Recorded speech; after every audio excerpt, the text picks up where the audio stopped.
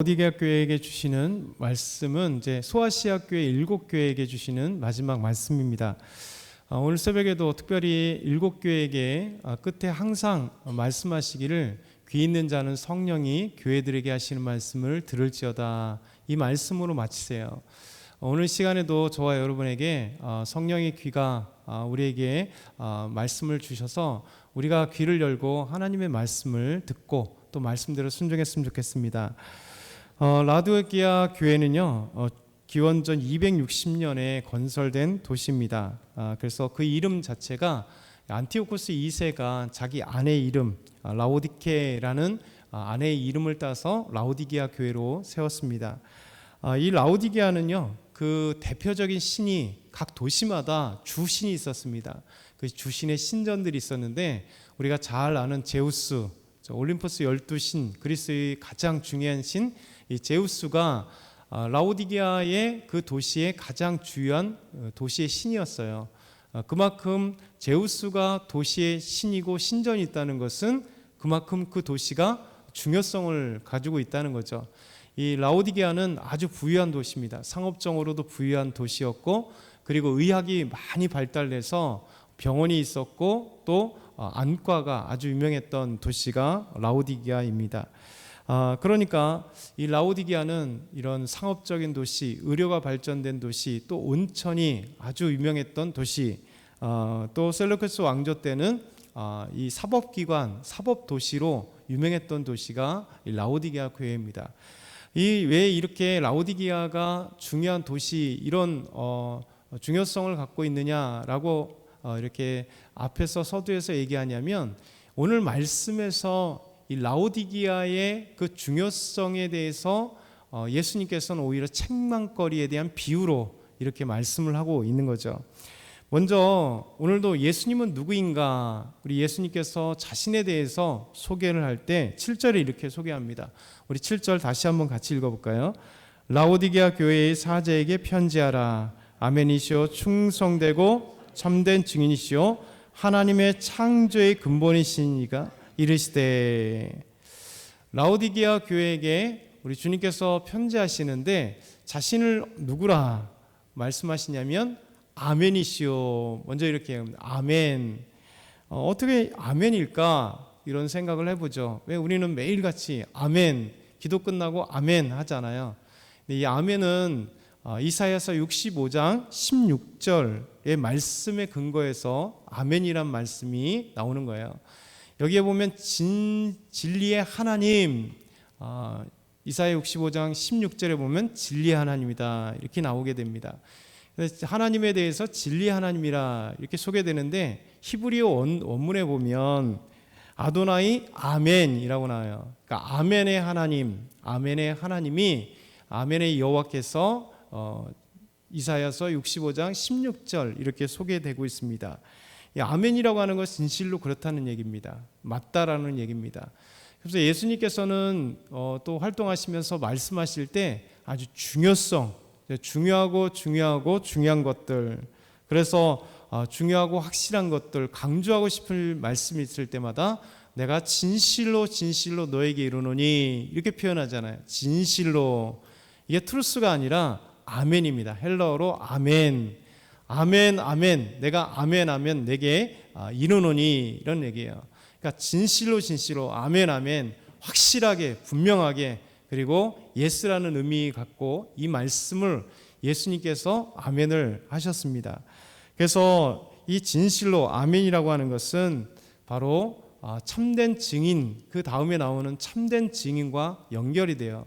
그래서 우리 예수님께서는 이사야 65장 16절에 아멘의 하나님, 아멘의 여호와 하나님처럼 우리 예수님은 아멘이시고 진실하시고 그리고 맞는 말씀을 하시는 그런 하나님이시다, 우리 예수님이시다, 이렇게 말씀합니다. 그러면서 그분은 충성되고 참된 증인이시다. 참된 증인이 누구의 참된 증인입니까? 하나님에 대한 참된 증인, 하나님의 나라의 참된 증인, 구원의 참된 증인, 이 모든 것의 참된 주인이신 분이 바로 예수님, 하나님 앞에 온전히 십자가에 죽기까지 복종하신 이 충성된 분이 바로 예수님이다, 이렇게 말씀하고 있어요. 그러면서 예수님은 하나님의 창조의 근본이시다 이렇게 말씀하고 있습니다. 이 근본이라고 하는 것은 근원, 히브리어 헬라어로 하면 아르케라고 합니다. 아르케가 어디서 나오냐면 요한복음 1장 1절에 나와요. 태초에 하나님이 이럴 때 말씀과 함께 있었다. 이렇게 나오잖아요. 말씀과 함께 있으신 우리 주님, 그 말씀이 곧 태초에 말씀이 계시냐, 이 말씀 곧 하나님과 함께 계셨다. 여기에 있을 때 태초라고 하는 게 아르케, 근원, 그러니까 영원 전부터 근원이 말씀이 계셨고 곧 그 말씀이 하나님과 함께 계셨는데 하나님이시다. 그러니까 오늘 말씀은 하나님의 창조의 근원이라는 것은 하나님의 창조의 시작, 곧 예수님께서 창조의 근원이 되신다는 거예요. 그 창조의 시작이 되신다는 거예요. 왜냐하면 요한복음 1장 3절에 이 말씀이 창조의 근원이 되어서 이 온 우주 만물이 말씀이 없이는 되어진 것, 안 된 게 하나도 없다 말씀하시는 거죠. 그러니까 예수님이 창조의 근원이시고 하나님의 창조의 근원이시고 곧 삼일체 하나님이시라라는 거죠. 그래서 예수님도 하나님도 창조의 근원이시라. 이 우주 만물을 창조하신 분이 바로 하나님의 창조의 근원, 곧 우주 만물을 창조하신 분이 바로 예수입니다. 이 말씀을 하고 있는 거죠.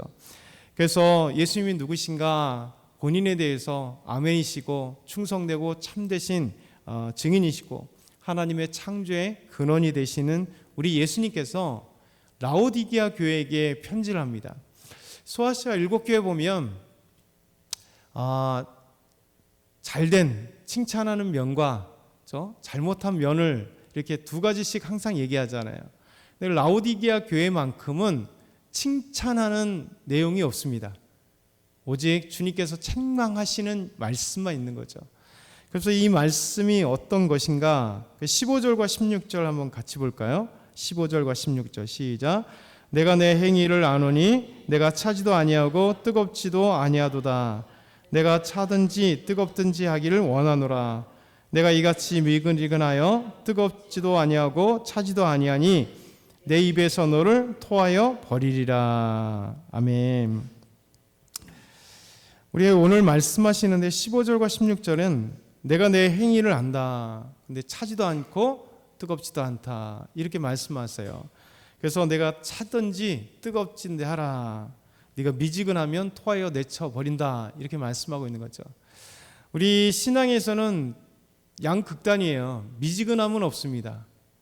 주님 안에 뜨거움을 갖고든지 갑자기 차갑게 식어버리든지, 그렇죠? 우리가 성령 충만하든지 충만하지 않든지, 그렇죠? 우리 주님 앞에 막 은혜 받아서 불타오르든지 불타오르지 않든지예요. 차가운 것은 완전 식어버리는 거죠. 근데 주님께서는 내가 뜨겁든지 차갑든지 해라. 중간은 없다. 미지근함은 없다. 미지근하면 토하에 내쳐버린다. 이 말씀이 라오디게아 이 도시 안에 있었던 온천에 비유를 해서 이 말씀을 하면 라오디게아 교인들이 너무 쉽게, 그리고 라오디게아 도시의 사람들은 너무나 쉽게 이해되는 겁니다. 왜냐하면 라오디게아의 이 온천은 뜨거운 물이 막 이렇게 나와요. 그래서 온천하기 참 좋은 곳입니다. 온천이 자연스럽게 흘러나와서 그 온천물을 사용해요. 근데 온천물이 뜨뜻할 때는 괜찮은데 이 온천물이 이제 서서히 내려가면서 식잖아요. 근데 이 식는 물은 마시지도 못할 뿐만 아니라 사용하기가 어려워요. 왜냐하면 온천물에 여러 가지 뭐 무기물이라든가 뭐 여러 물질들이 섞여 있잖아요. 근데 이 온천물이 뜨거울 땐 괜찮은데 미지근하게 식어버리면 이게 먹으면 구토를 일으킬 그런 겁니다. 그래서 우리 예수님께서 라오디게아 교회에게 편지하기를 너희가 뜨겁든지, 그래서 온천하기에 좋은 그 물처럼, 그런데 중간에 식어버렸어요. 중간에 미지근해서 너희가 그 물을 식수로도 사용할 수 없고 무엇으로 할 수 없는 것처럼, 그러면 그 물을 마시면 그 물질 때문에 구토가 일어나는 것처럼 내가 너희를 토하여 내치리라 말씀하세요. 어찌 보면 우리의 모습이죠. 우리의 한국교회의 모습이고 우리의 모습이에요. 우리가 뜨거움이 식어지는 순간, 어느 순간에 교회가 뭐 크건 작건 상관없이 오래되건 금방 신성되건 상관없이 우리가 성령이 뜨겁고 은혜가 뜨거워야 되는데 어느 순간에 미지근해지거나 차가워지게 돼 있어요. 그래서 이것을 습관화된 신앙이라고 얘기하죠. 그렇죠?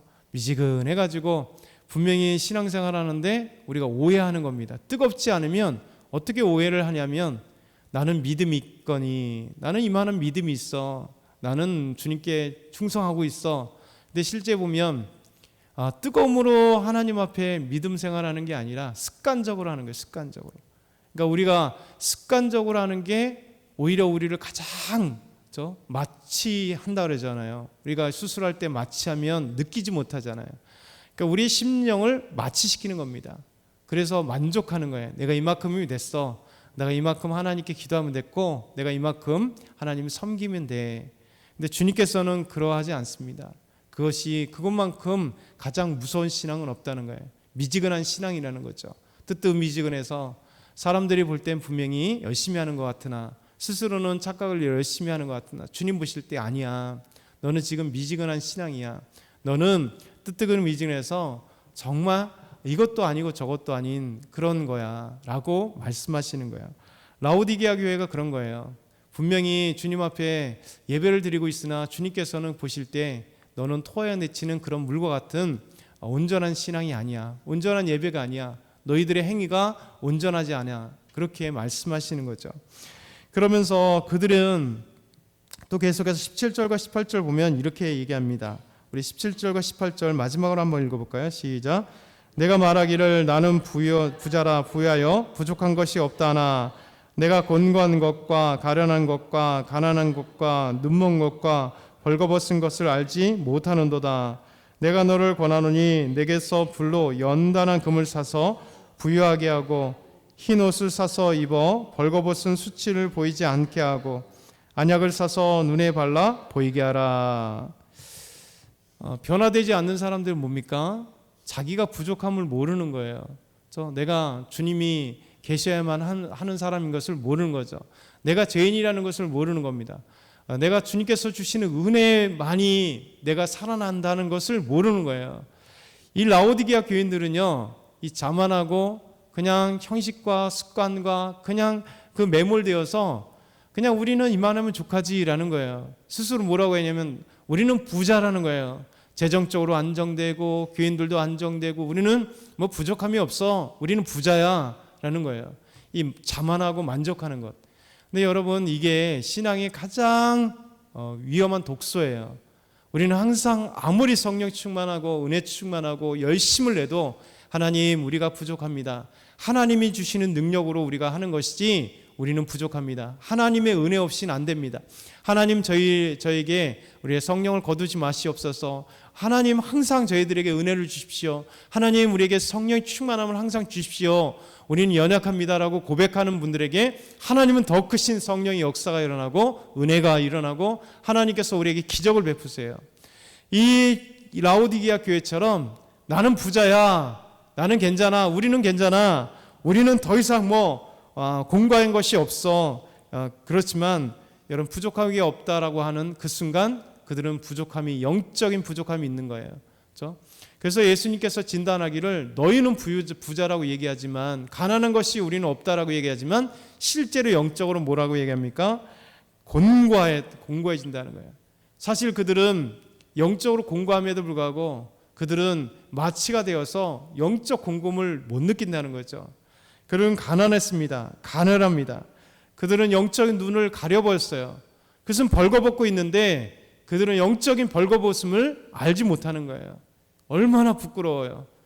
그런데 자기 자신은 모르는데 밖에서 보면 알잖아요. 우리 자신도 저도 마찬가지로 자기 자신을 보기가 참 어렵습니다. 근데 다른 사람 보면 금방 알죠. 금방 알아요. 열심히 있는가 없는가, 지금 저분이 영적인 가난함이 있는가 없는가 금방 알게 됩니다. 열심히 있는가를 금방 알게 돼요. 그러니까 스스로 마취되어서 모르는 것뿐이에요. 나는 괜찮아, 나는 괜찮아, 나는 충분히 하고 있어, 나는 부자라고 외치고 있다는 거예요. 그런데 우리 주님께서 우리에게 보실 때 너는 지금 벌거벗어 있는 거야, 불쌍한 거야, 너는 진짜 주님의 의의 옷을 입고 있어야 되는데, 주님의 의가 너에게 있어야 되는데 너는 지금 벌거벗어 있어. 너는 가난해, 곤고하고 있어. 왜 그것을 모르니? 라고 말씀하고 있는 거죠. 그래서 우리가 라오디게아 교회처럼 우리 자신을 돌봐야 돼요. 그러면서 기도해야 돼요. 주님, 제가 영적인 벌거벗음을 갖고 있습니다. 하나님, 주의 은혜로 옷 입혀 주십시오. 주의 은혜로 옷 입혀 주십시오. 주의 은혜로 우리가 진짜 주의 은혜로 부자가 되고 싶습니다. 이 영적 공고함이 사라지고 영적 부요 때문에 여호와는 나의 목자신 내게 부족함이 없습니다라고 고백하는 것처럼, 내가 돈이 많아서가 아니라, 내가 능력이 많아서가 아니라, 내가 어떤 것을 해서가 아니라, 우리 주님이 주시는 그것 때문에 채워지고 주님 주시는 것 때문에 영적인 부유자라고 고백할 수 있는 그런 사람이 되길 원합니다 라는 거예요. 그러면서 라오디게아 교회가 이 의료가 발전됐다 그랬잖아요. 여긴 안과가 상당히 발전됐습니다. 그래서 영적인 눈이 이 먼 그들에게 너희가 안약을 사서 바르라는 거예요. 누구나 아는 거예요. 눈이 안 아픈 안과에 가서 안약을 사서 바르라. 안약이나 아니면 벌거벗은 것을 흰 옷으로 사서 입거나 불로 연단한 금을 사서, 이 표현들이 다 주의 은혜가 필요하다는 겁니다. 하나님의 역사가 필요하다는 거예요. 그래서 우리가 우리 자신을 한번 되돌아보면서 나는 라오디게아 교회 같은 그런 사람이 아닌가, 항상 우리를 오늘도 되돌아봐야 돼요. 나는 부족하다, 이게 건강한 사람입니다.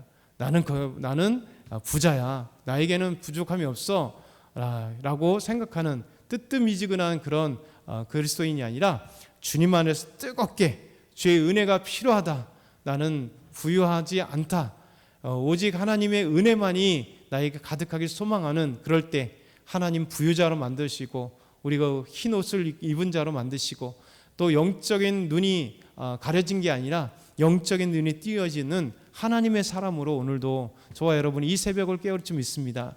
오늘도 주님 앞에 기도하는 저와 여러분 다 되게 소망합니다.